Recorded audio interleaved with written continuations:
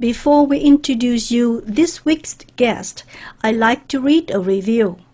This one is from C.W. Janke. Kim Ji-chow has put together a solid program to help not just only Asian women, but for anyone who wants to understand the struggles and concerns of Asian women.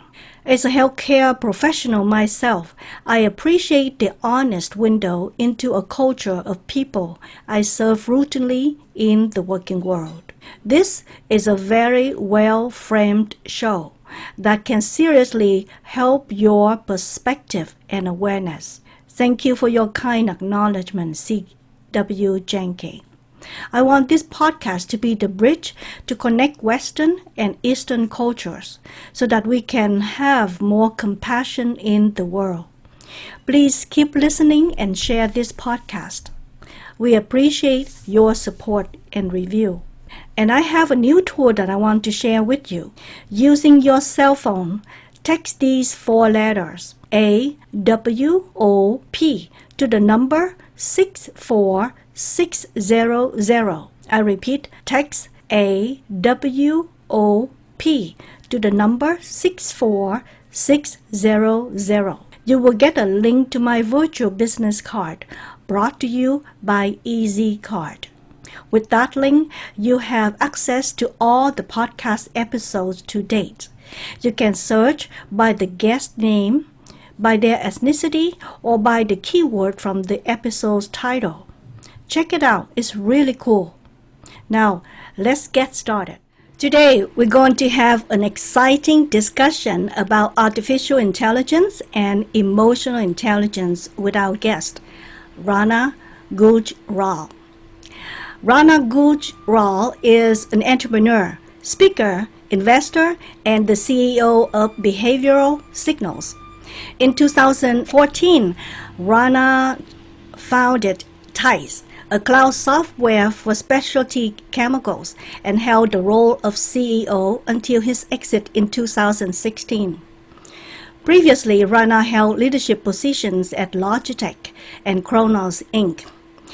Rana has been awarded the Entrepreneur of the Month by CIO Magazine and the U.S. China Pioneer Award by IEIE. Please help me welcome Rana Gujral. Thank you, Kimchi. I really appreciate having me on this show, and really looking forward to this conversation. Thank you for being here. Briefly share with us, what was your childhood like in India? My childhood in India was a very traditional Asian household upbringing, very goal-oriented. A little bit of history around my family. My family was affected by the India-Pakistan partition, and as a result, they were one of the peoples who sort of lost everything and came to the Indian side with basically nothing. And almost out of abject poverty, my grandfather raised 3 sons. All 3 became top doctors in the country. My father was a very renowned orthopedic surgeon. And so I grew up in a very proud family, proud of the accomplishments, lots of success, lots of academic and professional success. I was groomed to be a doctor. I intended to be one. I was really in love with the medical profession for a long part of my childhood. Something changed when I got my first computer. And when I got my first PC, I fell in love with computer science, and I decided I don't want to be a doctor. I wanted to be an engineer, and eventually became an entrepreneur sometime down my career. But initially, the early childhood was really very much around being focused on achieving those milestones, focused on building those early capabilities around getting into competitive schools and building those life skills to achieve what others had achieved before me. So I'd say it was nothing to do about entrepreneurship. Nobody in my family was an entrepreneur. and there was no inspiration to be an entrepreneur. It was very much so around following a traditional trajectory of a typical career of an engineer or a doctor and being successful in that profession. Um, so that's how it was. Oh, wow. From a doctor to be an engineer. And then later on move to become an entrepreneur. That's wonderful. So who was your role model growing up? Growing up, I had some strong influences from a few people. I'd say in terms of I'd say early childhood, certainly would have been my dad, because he was the person I wanted to be like. Be as successful, be as competent, achieve those capabilities and those abilities. Obviously at a point when I decided to chart out a different territory, and take on a more of a engineering approach to things and more around eventually look at entrepreneurial activities. Those inspirations had to come from other people. So I've had a lot of help in terms of guidance and mentorship from a few people who have sort of guided me through my career, through my early childhood. Sort of some of the advice that has stuck with me, which is something which I still hold dear to myself and my belief system, and things that I value today, and things that I've made decisions based on. So I'd say, it's changed, but if I have to answer your question, definitely during my early childhood, I was really inspired by my father. Mm-hmm. Yeah. So what were the suggestion or guidance that you still remember until today? Well, I think, if I were to speak to the things that have sort of stuck with me is really around work ethic.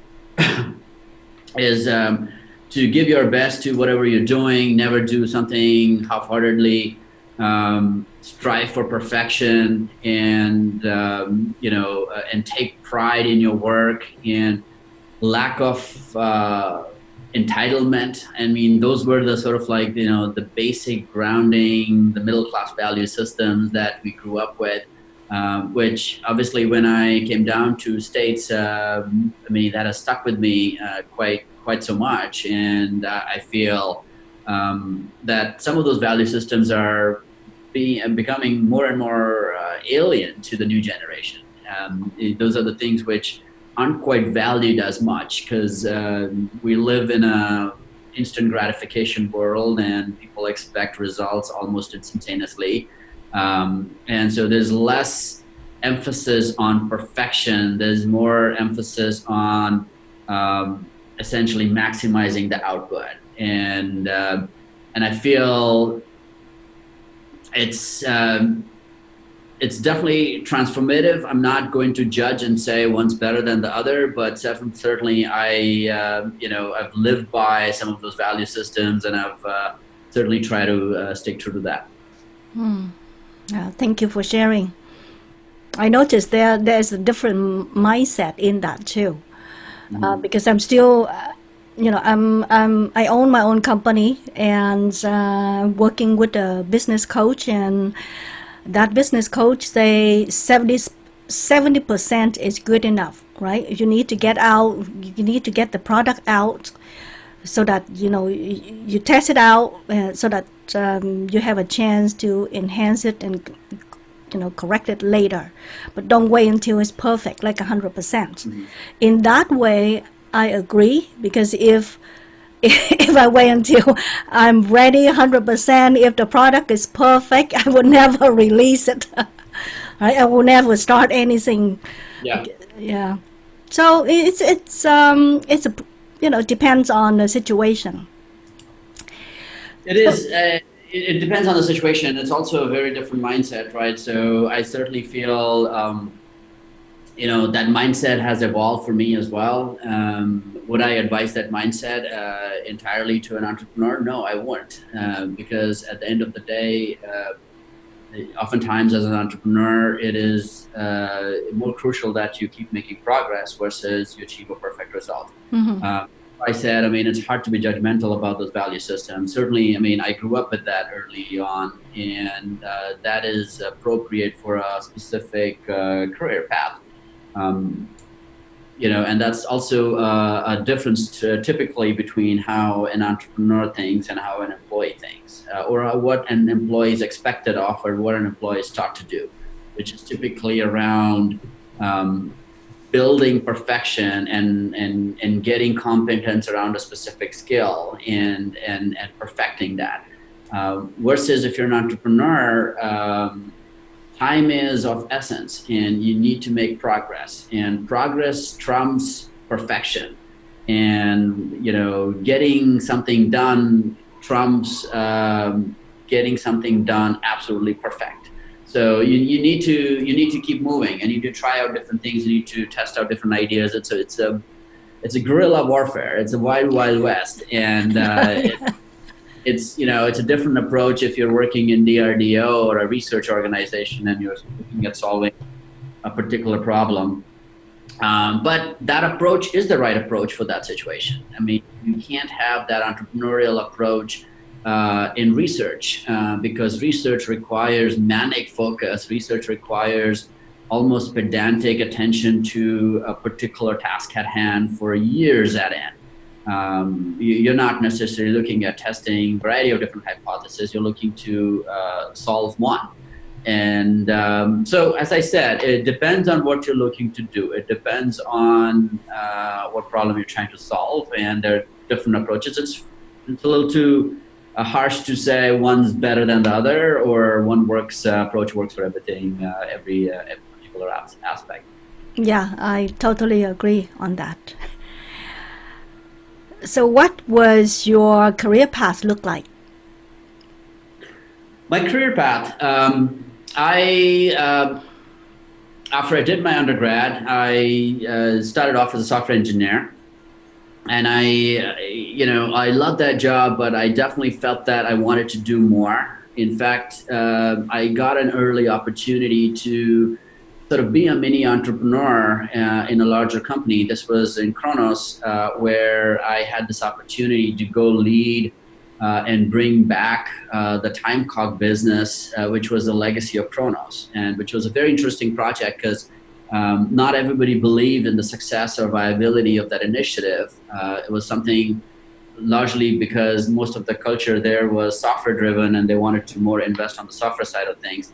But we worked on it, and I had this opportunity to really build out the concept and build out the team. And I was very early on in my career, and see how those results come to fruition when you bring it to market. And the project was a mega success.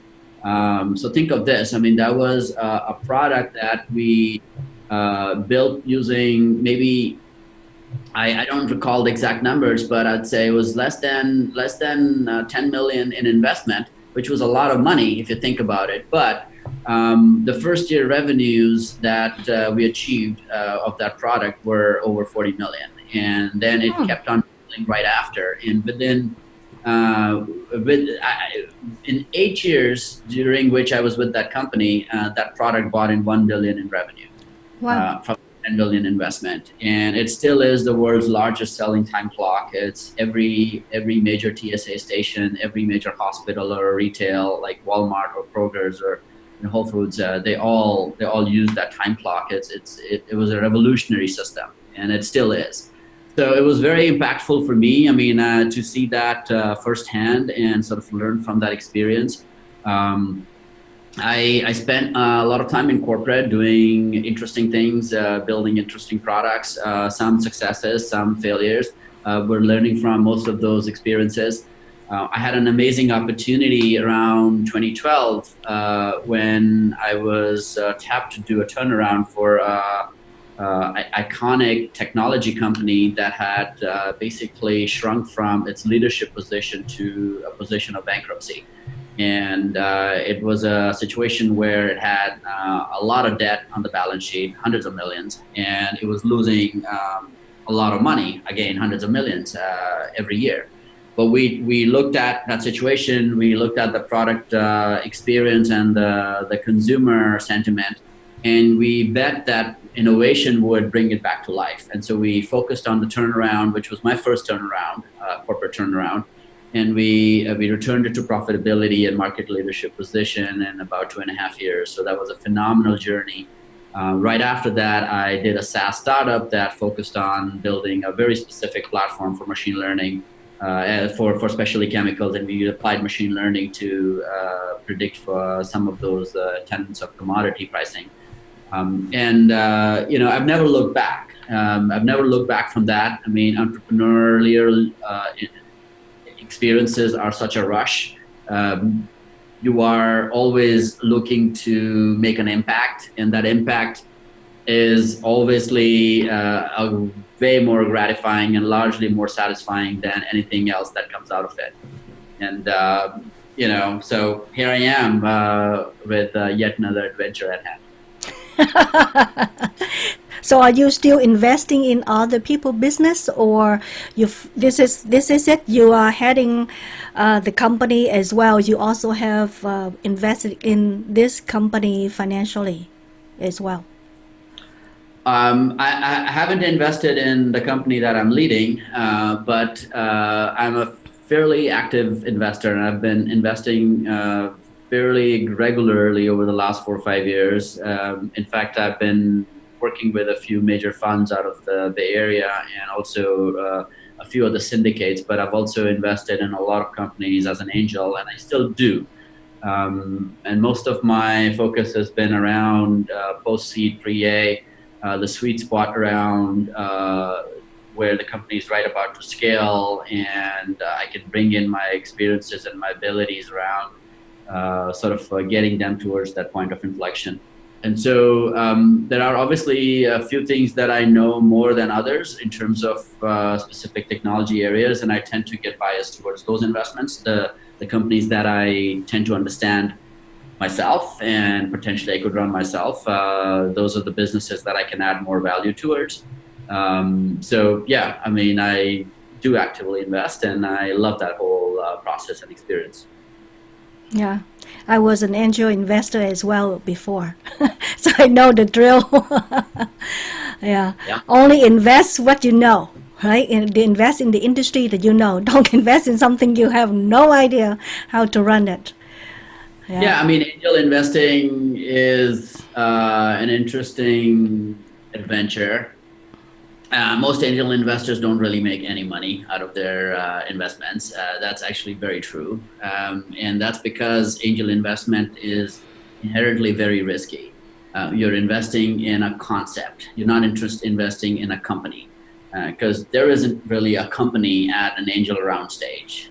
Basically, it's a bunch of people with some ideas, and you're betting on that. So you're really investing on people and investing on their track record. And oftentimes most angels tend to invest in certain domains that they have a specific bias around.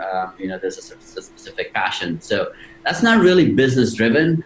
It's mostly passion driven and interest driven, which again, as a result, doesn't really have the right business outcome at the end of the day. But it's fun. I mean,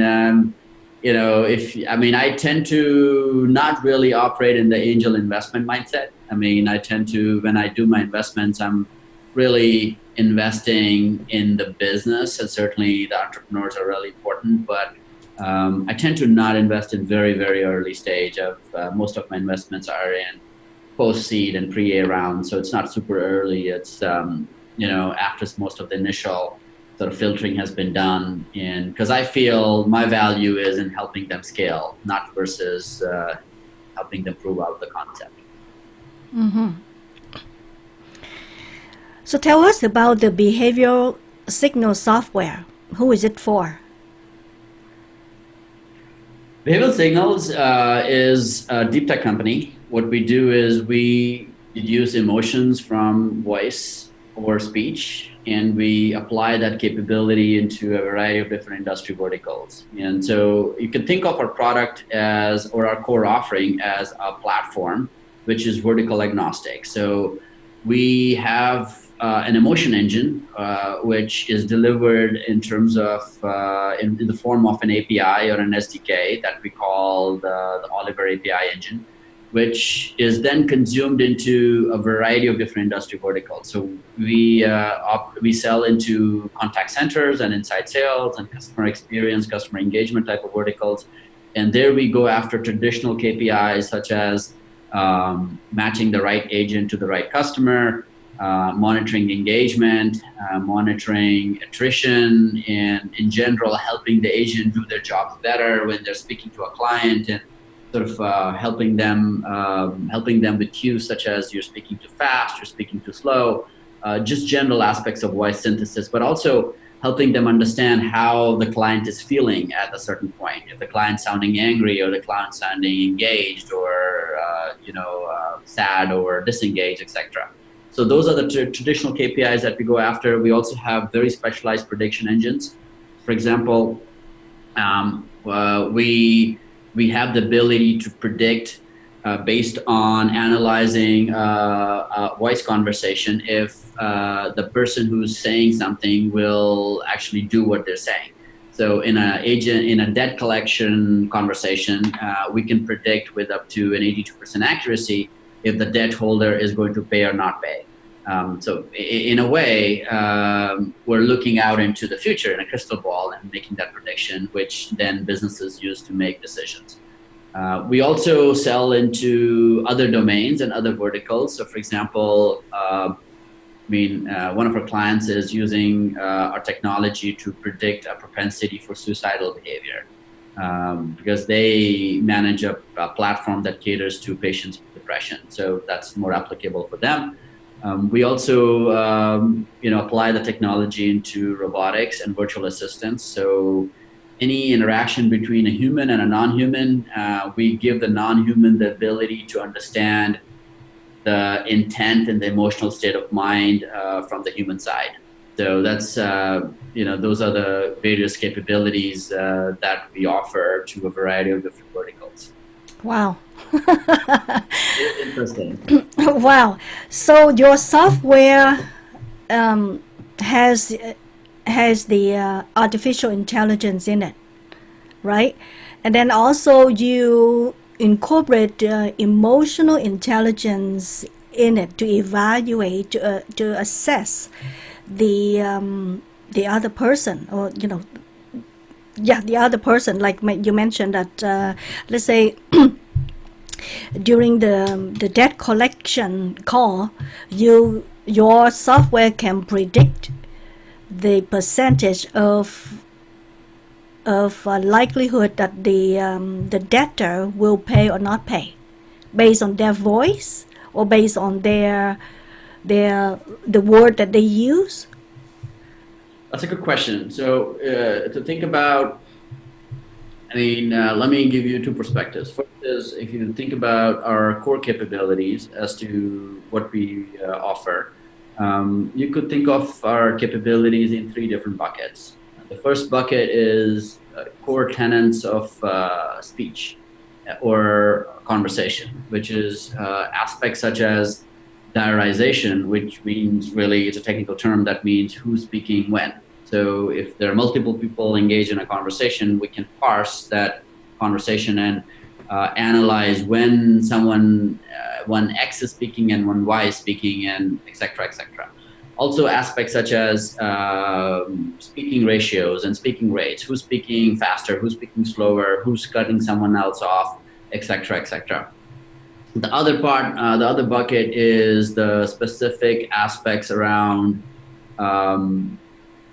linguistics. So that's where the NLP and ASR plays come into play, where the speech to text of converting the audio into words, which is what we call the what part, which is what is being said. And the third part is the emotion engine part, which is the how part. So we know the what part, which is what is being said, but we also deduce how you are saying something. So not just what you're saying, but how you're saying it. And the how part is really the core capability and the core value add we offer into our emotion engine package, which then can be applied into a variety of different industry KPIs or industry use cases. In terms of how that is deduced, it's a combination of linguistics and NLP, which is what words you're choosing to use, and a combination of intonations, which is tonality. But if I have to say, like roughly, it's about 20% the words and 80% the tonality. So how you are saying something and the emphasis on the words and how you're pronouncing something and how energetic you sound or how disengaged you sound and how you are emphasizing certain phrases are more important than the actual words that you use. So then that in fact makes this capability somewhat language agnostic, because you could apply this technology to multiple languages, and you might be using different words, but the way you're communicating the emotions are largely the same.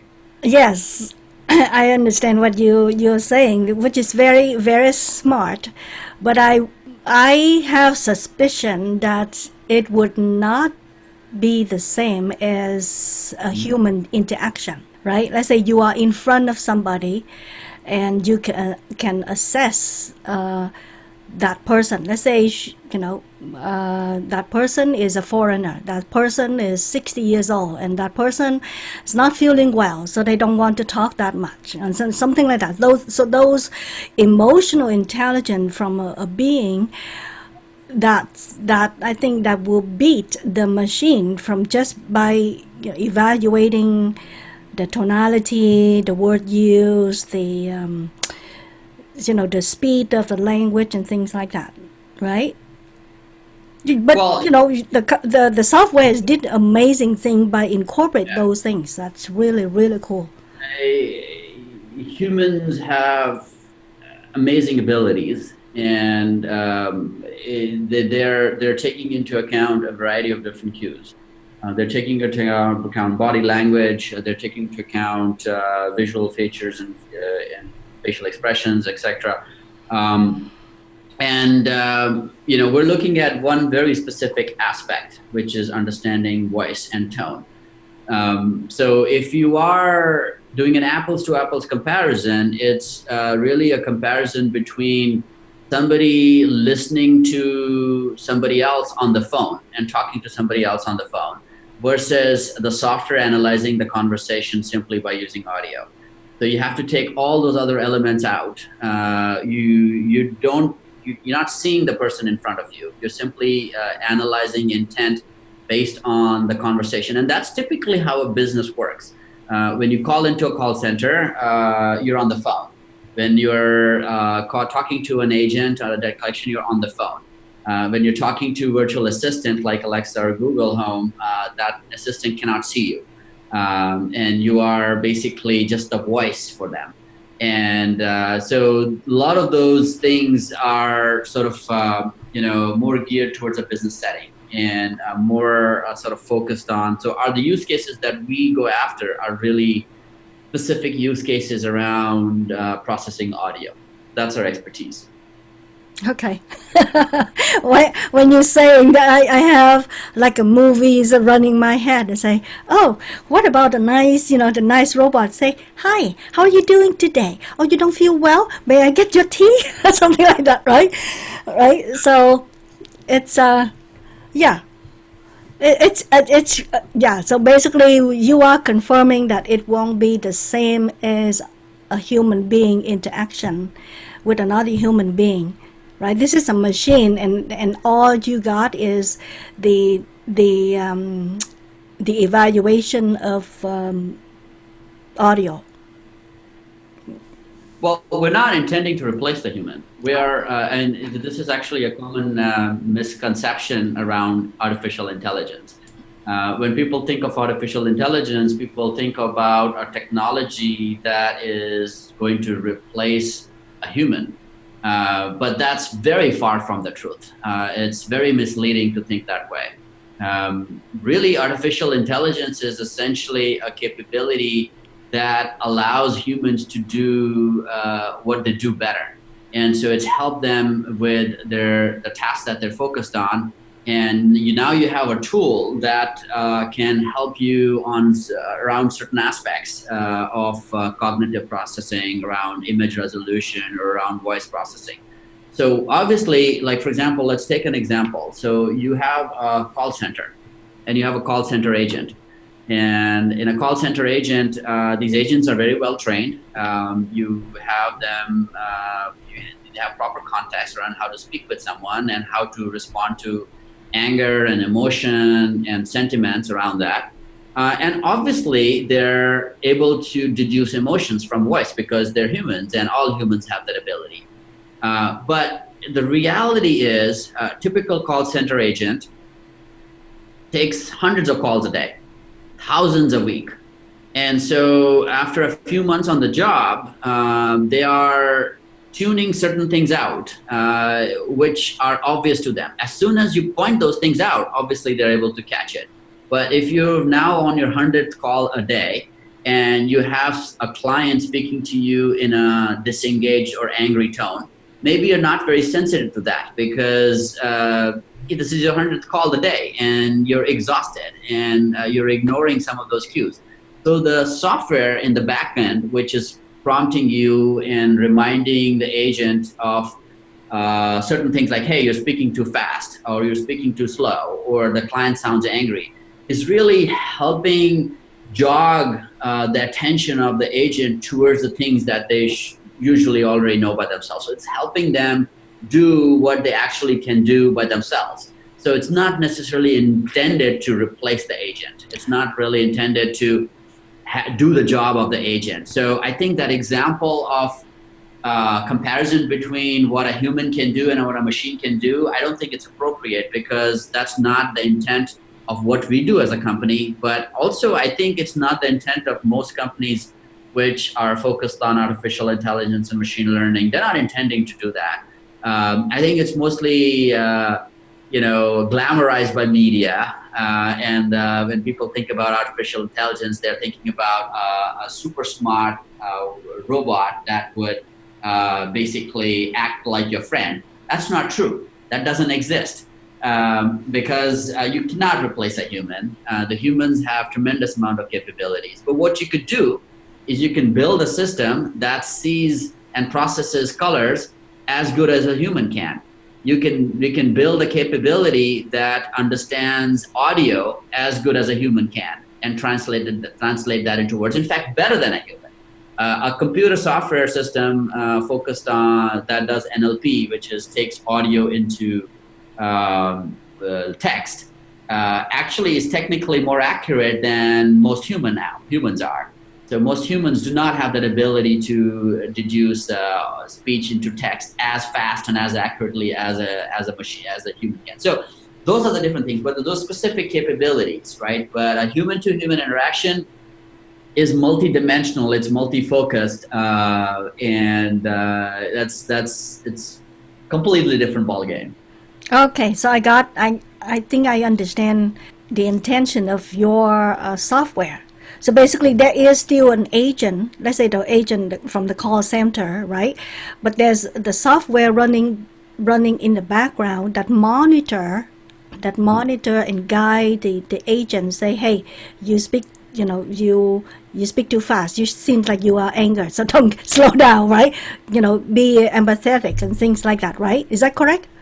Exactly. I mean, and in the use case of a call center, but then, as I was sort of mentioning earlier, we solve more complex problems as well, like predicting intent, which is where you are really looking to make a prediction on whether someone who's saying something will actually execute on it and whether they will actually do what they're saying. And so those are the different things which become very specialized, very domain centric. You have to build focus classifiers around those situations or those scenarios, and they go after solving those problems. But then again, it kind of depends on what domain, you're playing. Okay, let me give you an example. So today, um, most people understand or know about Alexa, right? I mean, there's a lot of virtual assistants out there, Google and Cortana and Bixby, but Alexa, most people are aware of. So if there is a simple interaction between two humans, me, myself, and you, Kimchi, and I ask you a question, and I say, Kimchi, would you like to do this? And you respond to me in a very sarcastic voice and say, sure. Okay, so I hear the word sure. I know what sure means. And I know sure means positive confirmation and it means yes, let's do it. But I also sense sarcasm in your voice.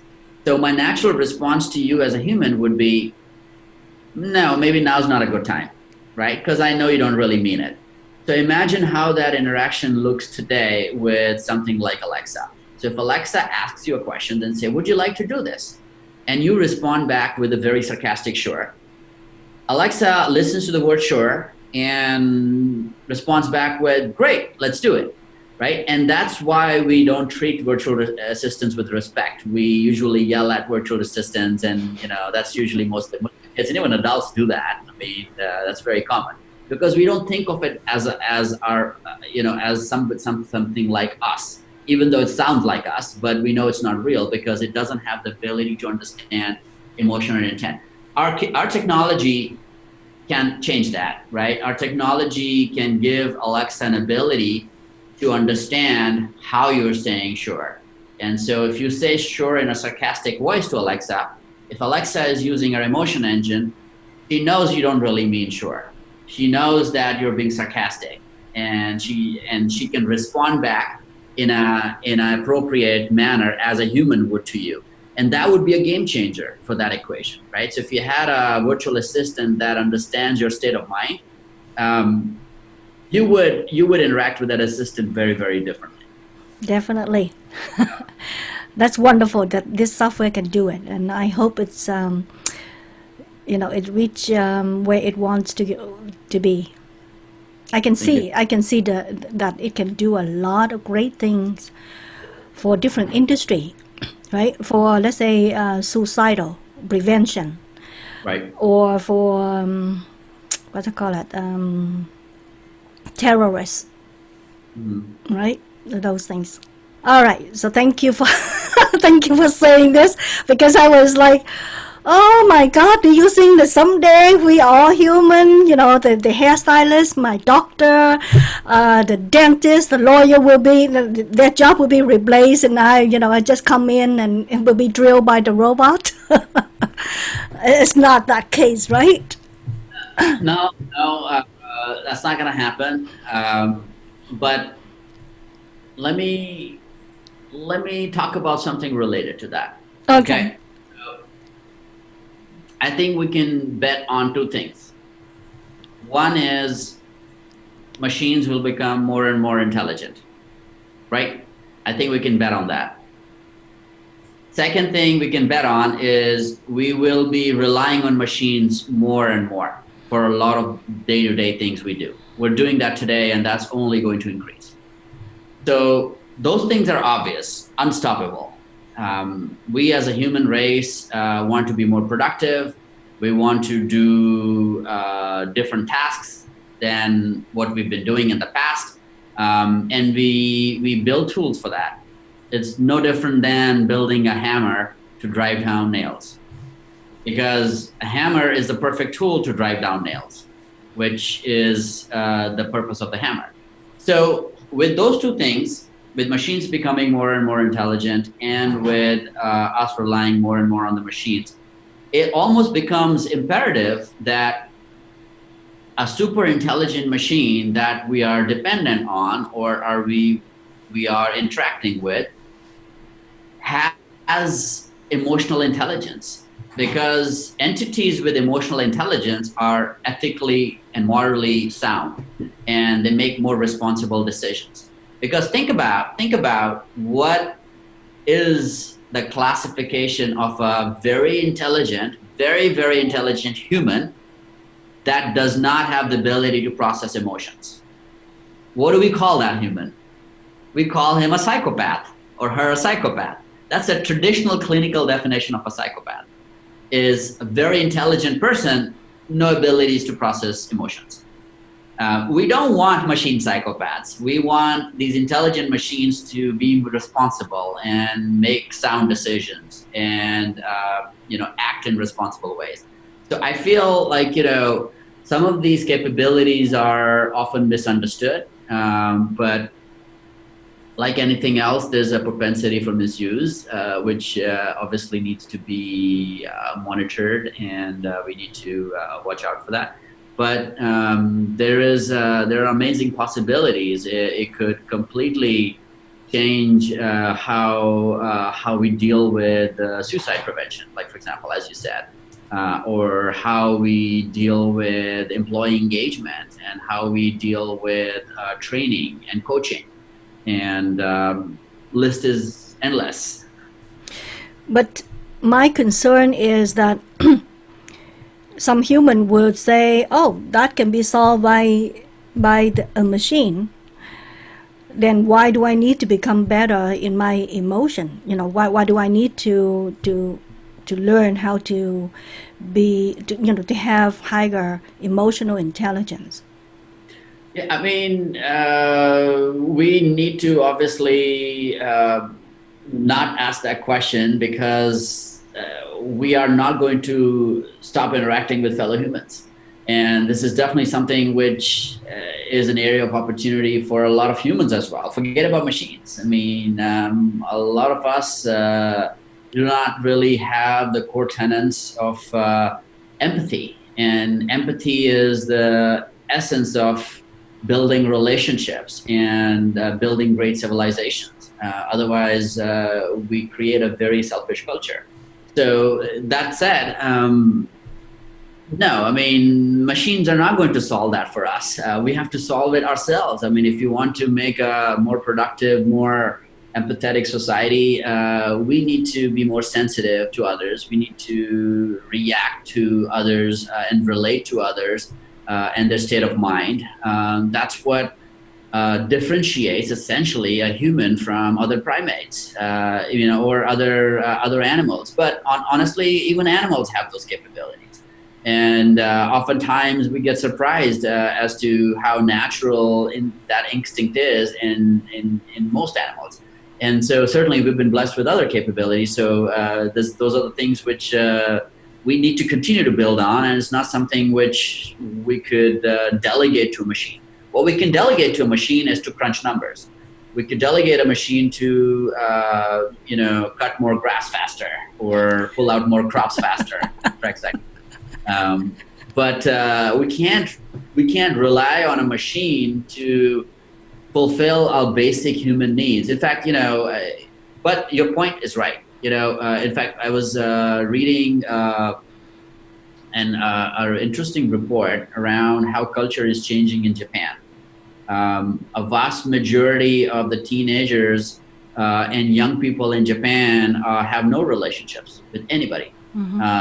They don't have any social relationships. They don't have any physical relationships. They live in a digital world, and they interact with non-human entities, and they think that's normal. And it's shocking, and it's concerning, and it's very worrisome that somehow some of these, I'd say,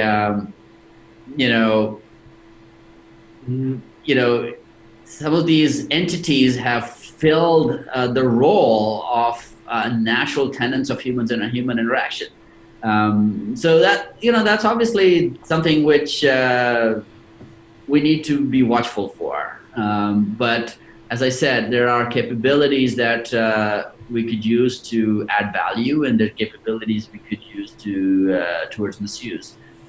It's up to us on what we want to do with it. Yeah, to be a responsible citizen, right? Mm-hmm. It's all of our duty to do that. And as a parent, yes, you really need to focus on that and not allow your children to misuse the technology to and and lose the human interaction. What is more important to you, success or fulfilled? I think eventually that's a very easy answer for me because eventually fulfillment is crucial. And for most people, success leads to fulfillment, and success is a path towards fulfillment. But for others, they get to fulfillment without necessarily gravitating towards success. But the final destination is fulfillment because if you're not fulfilled, um, you're um, you're unhappy. And happiness is a perpetual goal that most of us are striving for. And for a lot of people, um, unfortunately, they don't achieve that. They achieve tremendous amount of wealth and they achieve tremendous amount of success, but then they're not happy. They don't feel fulfilled. And others get fulfilled in a variety of different ways without necessarily gravitating towards wealth. So certainly for me, I'd say fulfilled, but it's a lifelong journey to feel fulfilled because fulfillment evolves. Your definition of fulfillment changes as you grow and as you mature and as your worldview changes. So it's not a static view. You're still young, right, Rana? I would like to think so. Okay. What is your mission and vision as of today? My mission is essentially continuing to push boundaries and look to new ways of impact and continue to learn. I get a lot of thrill from that. I've definitely have had that goal for the vast majority of my career, and it's still true today. We're at Behavioral Signals, we're looking at solving a very complex problem and applying it to very, very interesting situations and impacting certain use cases that are tremendously valuable for a lot of people. And so that is very thrilling. But outside of the company, I have same goals. It's about learning, it's about impact, it's about continuing to do new things and pushing the boundaries on whatever has been done in the past. Thank you for sharing that. So what are your 3 tips that you want Asian American professionals and entrepreneurs to know? I'd say, those are the 3 pieces of advice that I'll give to any entrepreneur. Not necessarily an Asian American entrepreneur. In fact, I recently did a talk about this 3 pieces of advice, and most of this has been imparted to me from the mentors I've had over the course of my career. The first one is around safety and how we value risk, which is essentially getting comfortable with risk and not necessarily being in the mode of playing it too safe. And if you are perpetually trying to avoid risk, your outcomes will really be very much inclined and dependent on the risk which you take. So the sooner you become comfortable with risk and understand that risk is part of learning and it's okay and failure is part of the journey, the better off you will be. So that's definitely I'd say a big aspect of learning for any entrepreneur, which is getting comfortable with failure, being able to take risks and being okay with risk. The second one is essentially being cognizant of how and where you can add value. One of the things which was important to me early on was the single biggest tenet of being successful is to add value. So you could add value in any situation and get the right outcomes or get a successful outcome. So the question is, how do you maximize those opportunities around creating value and adding value? And oftentimes it is around seeking out specific positions and seeking out specific situations where there's a lot of chaos, there's a lot of problems, and it's not a perfect situation for a work environment or from a productive environment. And you could come in and you could make a huge impact by changing certain equations versus going towards a scenario where things are working out really well and you're working with really smart people. And I think, that's definitely something which I believe is a certain recipe for success, is to seek out engagements and situations where you can maximize the impact and maximize your personal value creation. And the third part is really related to the first one, which I was mentioning, which is, once you're comfortable with risk, you understand how to work with failure. And that's something which most people understand intrinsically, but don't really internalize, which is failure is your friend. And failure is part of the learning and part of the journey. And failure is something that you need to embrace, and you need to almost crave for it, because the sooner and the faster you fail, the better your skills become and the faster you learn, and eventually gets you closer to the eventual path you want to be at and the goal you're striving for. And so those are the tenets around sort of the core tenets of entrepreneurship, which is risk and ability to take risks. Second is adding value and impact and creating situations around impact. And the third is embracing failure. And once you've sort of internalized those three and you sort of imbibe that into your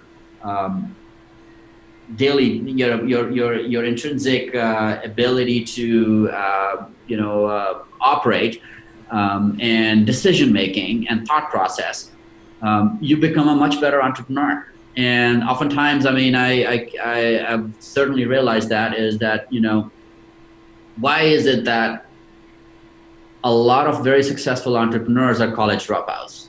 Why is it so? And why is it so that a lot of, if you look at immigrants, look at Asian immigrants in United States, you would have typically two paths for an immigrant, right? I mean, if you are immigrating with a lot of education, you tend to go towards a traditional path of career.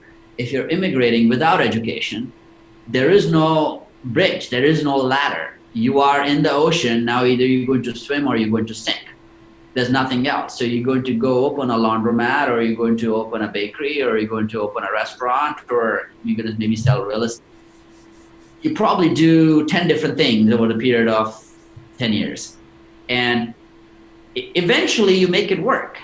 And the outcomes are vastly bigger for an entrepreneurial community from the immigrant standpoint, versus the ones who go for traditional career. I mean, just in creation of wealth, creation of fulfillment or success.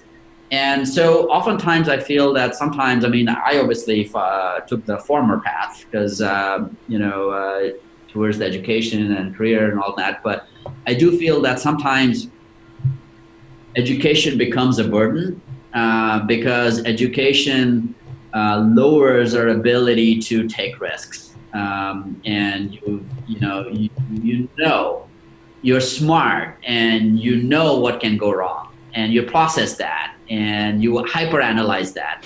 And if you didn't know how bad it could be, or your restaurant will fail, or your laundromat is a bad idea, and it's much better ways to make a living, then you would never go there, and you would never create an empire, and you won't have the biggest chain of restaurants in the next 20 years.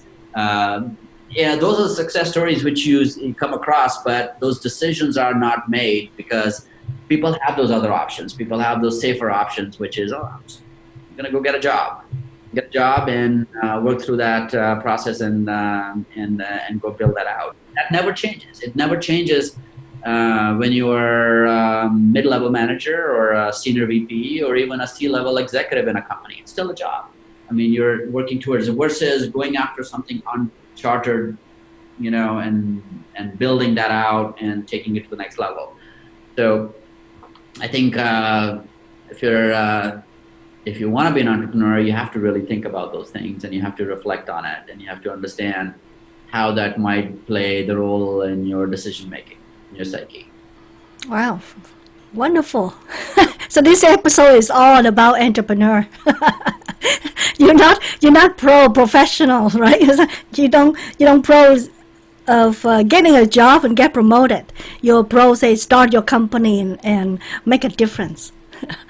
I say entrepreneurship is not for everybody. Yeah. It's not. My advice is definitely not that you should go and quit your jobs and go start a business. My advice is to the entrepreneurs who already have that in their belief system, that if you want to be an entrepreneur, you have to change your mindset. You have to think differently, and you have to cut out the cords, and you have to cut the rope. There's no rope.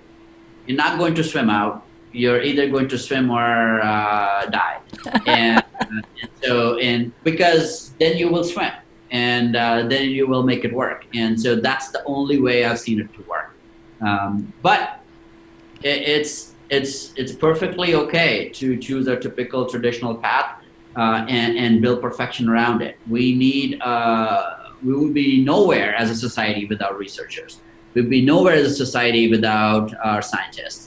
And we rely on those capabilities. We rely on our smart workforce. We rely on people who take a lot of pride on their work ethic.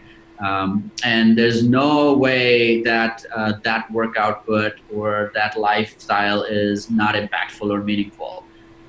It's just something different. And so when we're sort of choosing, and you ask my advice, I'll push you towards what my inclinations are. That's not always the right approach for you. Yeah, and I agree on that.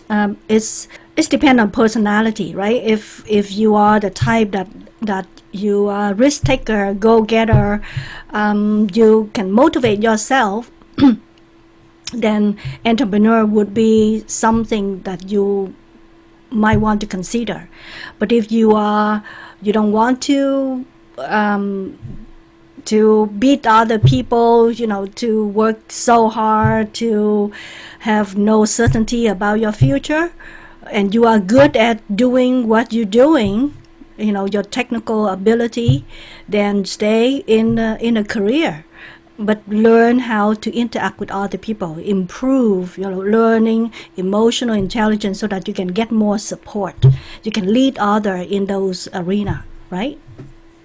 In fact, what you just said is important, because no matter what career path you choose, your success is very dependent on your ability to deal with people and interact with other people and work with other people. And that is much harder than it sounds, because you think that's natural for everyone. It's not. Those are the skills which are not taught in schools. Those are the skills which are even not taught in homes. I mean, if you think about it, parents don't teach their kids how to interact with other people. And and schools don't teach you that capability either. You're generally focused on academics and sports and math and science, and that's where the emphasis. You're not taught about how to deal with adversity. You're not taught about how to deal with someone who how to interact with someone who is controlling your your destiny or your output. And so those are the different things which are super crucial for success, which are not taught anywhere. Yeah, those things we have to learn outside of school, right? Absolutely. Well, what is the best way for people to get in touch with you, Rana? I'm fairly active on social media, so you could send me a message through my webpage, which is ranagujral.com. So it's RANAGUJRAL.com. You could follow me on Twitter. Again, it's my first and the last name on Twitter, or connect with me on LinkedIn if that's your game. But yeah, let me know how we could collaborate. Let me know what interesting ideas you have, and if something's intriguing you in this conversation, I'd love to chat. Oh, thank you. Thank you for being here, Rana, and sharing your experience and insight to help the Asian American professionals and entrepreneurs to become more successful. What about you, our viewers? What is your number one thing that you will apply today as a result of this talk? You know that in order to be heard, to be seen, and to be understood, you need to live life loud. If you want to know more, contact me. Take care now.